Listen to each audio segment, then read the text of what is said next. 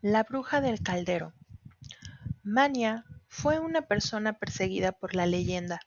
El mito que hoy existe en torno a su memoria, siendo enorme, es probablemente menos exagerado que el que tuvo que soportar mientras vivía. Además, su fama pasó por todo tipo de avatares. Primero fue considerada una santa, luego una mártir y después una puta, y todo ello de una manera ardiente y clamorosa. Parte del mito de la santidad científica de Marie y de su marido se basa en las penosas condiciones en las que tuvieron que trabajar.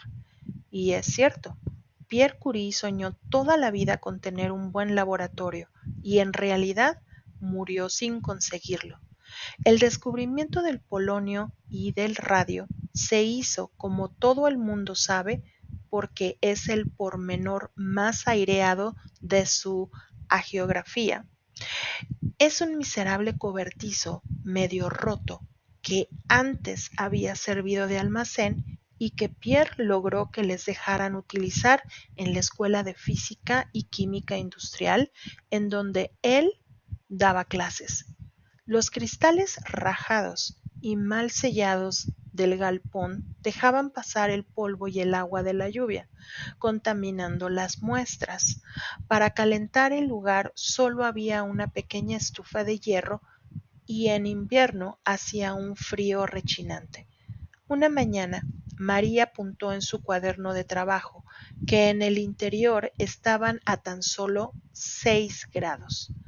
Debía de ser difícil hacer las delicadas mediciones que precisaba la investigación teniendo los dedos congelados. Los rayos invisibles que había descubierto Becquerel, sobre los que Marie se había propuesto hacer la tesis, tenían la propiedad de hacer que el aire de alrededor condujese electricidad, y a Madame Curie se le ocurrió medir el grado de conductividad del aire para estudiar el fenómeno. ¿Y por qué tuvo semejante idea? Fue una intuición genial nacida de su talento, pero es probable que también influyera que uno de los aparatos que había inventado Pierre junto a su hermano Jacques fuera el electrómetro piezoeléctrico de cuarzo, que servía justamente para hacer con gran precisión esas mediciones sutilísimas. Al parecer era un instrumento endiabladamente difícil de utilizar, pero Pierre enseñó a su mujer y María aprendió con ese perfeccionismo obstinado y obsesivo que le caracterizaba. Incluso con las manos tiesas por el frío lo hacía fenomenal. Al principio Marie trabajaba sola en la investigación, pero las cosas enseguida se pusieron al mismo tiempo muy interesantes y muy complicadas, de manera que Pierre abandonó los estudios que estaba realizando sobre magnetismo y se sumó a la labor de su esposa. Marie decidió experimentar con pegblenda, un mineral que, entre otros elementos, contiene uranio y descubrió algo alucinante, que la pegblenda aumentaba la conductividad del aire aún más que el uranio extraído de ella, lo que significaba que en el mineral tenía que haber algún elemento más radioactivo que el uranio. Esta deducción fue muy emocionante, aunque los Curie no tenían ni idea del berenjenal en el que se estaban metiendo, porque por entonces no podían imaginar que los nuevos elementos eran tan enormemente radioactivos y, por consiguiente, estaban representados en la pegblenda en tan ínfimas cantidades que para poder cazarlos tendrían que procesar una montaña de piedras. En total, 10 toneladas de pegblenda para lograr sacar una décima de gramo de cloruro de radio. Y esto lo hicieron en las penosas condiciones del miserable cobertizo, ellos solos o casi solos. Nadie puede decir si habríamos insistido dada la pobreza de nuestros medios de investigación, si hubiésemos conocido la verdadera proporción de lo que estábamos buscando, escribió Marie muchos años después. En el patio del hangar, esa delgada mujer que apenas comía media salchicha de pie en todo el día, acarreaba de acá para allá cargas de 20 kilos y removía grandes calderos de mineral hirviente con una pesada barra de hierro, casi tan grande como ella. Era una bruja blanca, una hechicera buena. Se pasó 3 larguísimos y extenuantes años haciendo esto, y al final consiguió extraer el radio, que era como uno de esos espíritus de los cuentos infantiles, una sustancia ínfima que llameaba con fulgor verdoso a su lado. Muy bello, desde luego, pero mortal. Aunque no lograron el aislamiento del radio hasta 1902, el descubrimiento del nuevo elemento lo hicieron mucho antes, en el mismo 1898. Al poco de empezar, en solo unos meses de furioso trabajo, los Curie hallaron primero el polonio, 400 veces más radioactivo que el uranio, y poco después el radio, que dijeron era 900 veces más radioactiva, aunque en realidad es 3000 veces más potente. En el 26 de diciembre de 1898 informaron de su hallazgo a la Academia de Ciencias y enseguida se hicieron bastante famosos, aunque nada comparable a lo que vendría después con el Nobel. El resplandeciente y poderoso radio inflamó la imaginación de los humanos. Era el principio mismo de la vida, un pellizco de la energía del cosmos, el fuego de los dioses traído a la tierra por esos nuevos Prometeos que eran los Curie. Inmediatamente científicos de todo el mundo empezaron a investigar las aplicaciones médicas de su descubrimiento, como por ejemplo curar tumores cancerosos. Hoy seguimos utilizando la radioterapia para lo mismo, aunque la fuente radiactiva ya no es el radio, sino el cobalto. Y el entusiasmo alcanzó cotas tan álgidas que el nuevo elemento empezó a utilizarse peligrosa e inconscientemente para todo, como si fuera el bálsamo de Fierabras. Por ejemplo, se añadió radio a los cosméticos, a cremas faciales que supuestamente te mantenían joven para siempre, a barras de labios, a tónicos para reforzar y hermosear el cabello, a dentríficos para dejar los dientes blanquísimos y fulminar las caries, a ungüentos milagrosos contra la celulitis. Un anuncio de la crema Alpha Radium decía: la radioactividad es un elemento esencial para conservar sanas las células de la piel. En esto de la belleza, las mujeres siempre hemos hecho barbaridades, como usar durante siglos carbonato de plomo para blanquear el rostro, carmín de labios confeccionado con sulfuro de mercurio, o tintes de cabello hechos con sulfuro de plomo, cal viva y agua. Todo ello terriblemente tóxico y a la larga mortal. Entre otros efectos secundarios, el plomo hacía que se cayera el cabello. Por eso Isabel I de Inglaterra, que se aclaraba la tez usando un emplasto de plomo con vinagre, terminó luciendo ese impactante aspecto y esa tremenda calva. Pero el delirio radioactivo abarcaba muchos más campos que los meramente estéticos. Si se ponían una bolsa con radio en el escroto, los varones impotentes se curaban. Si la bolsa la atabas a la cintura, dejabas de sufrir artritis. Los baños radioactivos hacían recuperar el vigor, y un poco de radio curaba males como las neuralgias o los catarros. Sarah Dry añade que incluso se confeccionó una lana radioactiva para hacer ropas de bebé.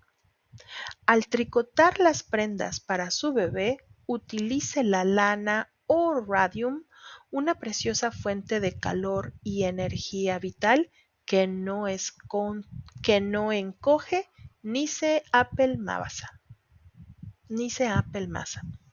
Desde luego, espeluzna leer algo así. El radio estaba presente en cantidades ínfimas en todos estos preparados, por supuesto, porque se trataba de una sustancia muy difícil de obtener y por consiguiente carísima.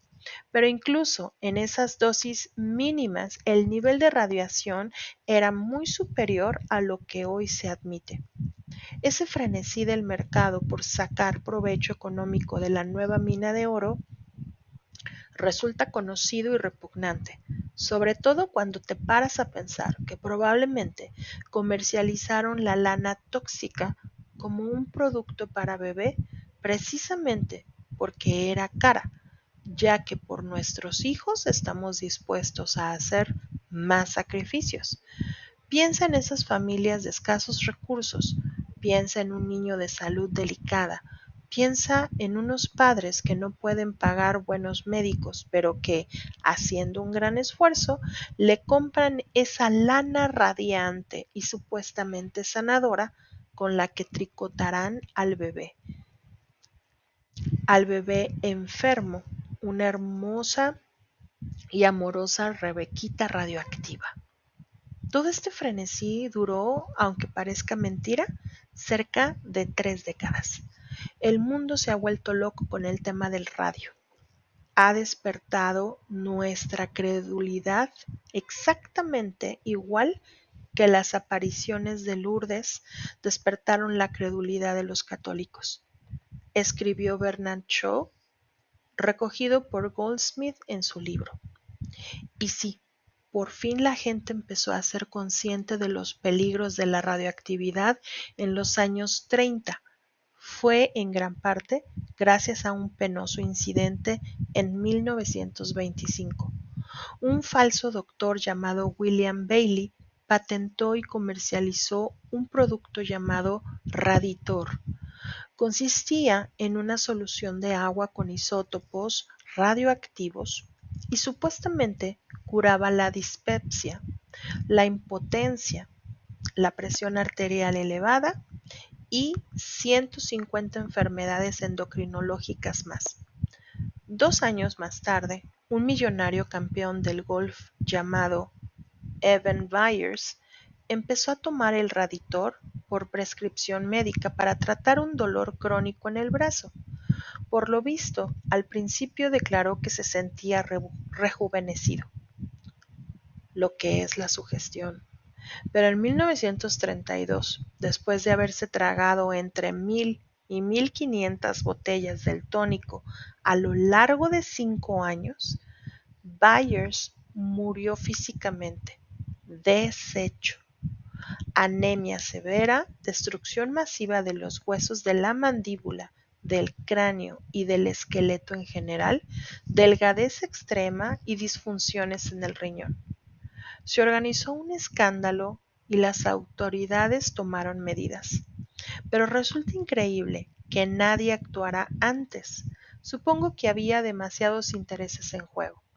¿No te inquieta pensar cuál será hoy nuestra radioactividad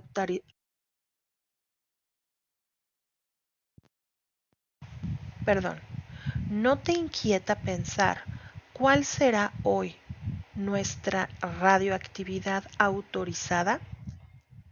¿Qué sustancias legales nos estarán matando estúpidamente?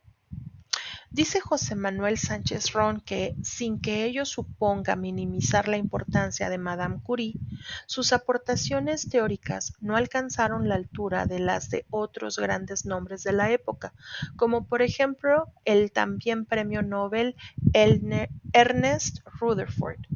Una afirmación que ni dudo ni discuto, desde luego, leyendo el libro de Sánchez Ron, que es con diferencia el más puramente científico de cuentos he manejado sobre Madame Curie, se entiende muy bien a qué se refiere.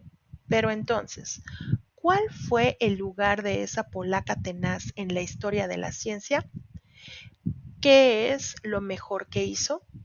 Sarah Dry explica con didáctica elocuencia que la observación más importante de Marie fue llegar a la conclusión de que la radioactividad era una propiedad atómica de la materia.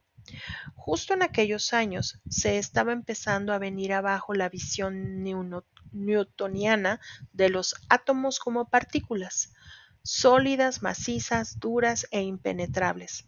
En 1897, J. J. Thomson había descubierto la primera partícula subatómica, el electrón, pero en la ciencia oficial todavía prevalecía la idea del átomo como una bola de billar y cualquier cambio en la estructura del nivel atómico, dice Dry, estaba considerado un sombrío concepto emparentado con la alquimia, no una verdadera ciencia.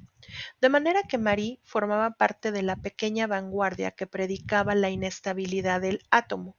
Nunca volvió a realizar una declaración tan profunda o tan inspirada como el salto intuitivo que dio al sugerir que los átomos de este nuevo elemento, el radio, eran en sí mismos responsables de la radioactividad que ella estaba midiendo.